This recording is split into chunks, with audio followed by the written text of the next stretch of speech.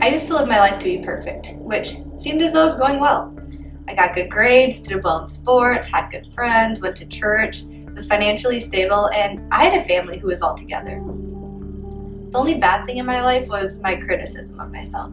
So if I were to do badly on a test or perform poorly in my sport, I would be really hard on myself. So overall, life growing up was never too difficult for me, and I thought I had everything all together and everything figured out. As I mentioned before, I grew up going to church, and I knew about God. I knew the 10 Commandments and all the rules to church, and I understood I had to be a good person and do the right thing. So I lived by that motto. I didn't drink, have sex, do drugs, or do anything that was considered wrong. So again, I didn't have much to worry about, and everything was still going my way. But my story doesn't end here. My life took a turn for the worse my freshman year of high school, when my parents got a divorce.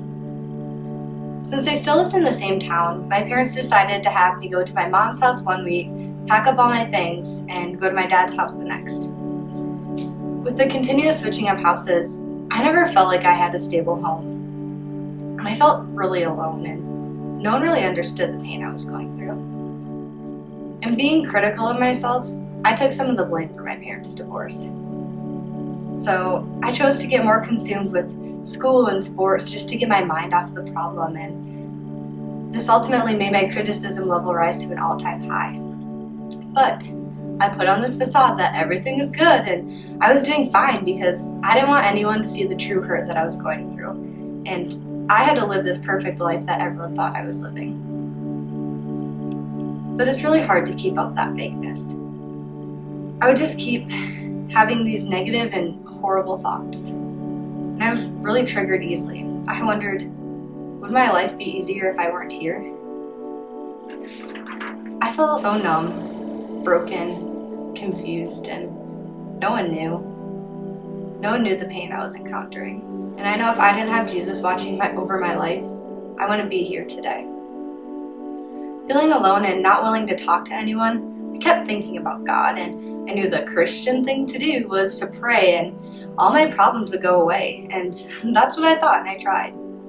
And by this time, I had begun going to my friend's church and learning more about the character of God, and I heard about this personal relationship that you could have, and that you needed it, and it could positively affect your life, and I was at a point I really needed that.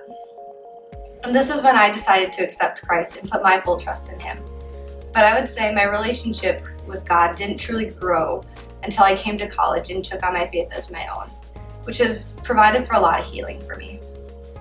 John 14:6 states, Jesus answered, I am the way, the truth, and the life.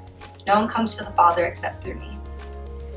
So instead of us having to reach towards God, and for me this meant living that perfect performance-based lifestyle and only ever focusing on the good works that I thought defined me as a Christian, He came to us and He bridged that gap because He loves us that much.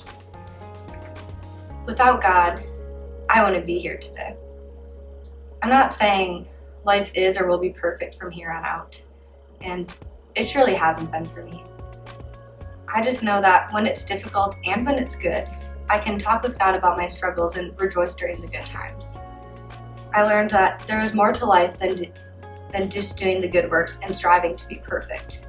There's this intimate relationship that we're able to have.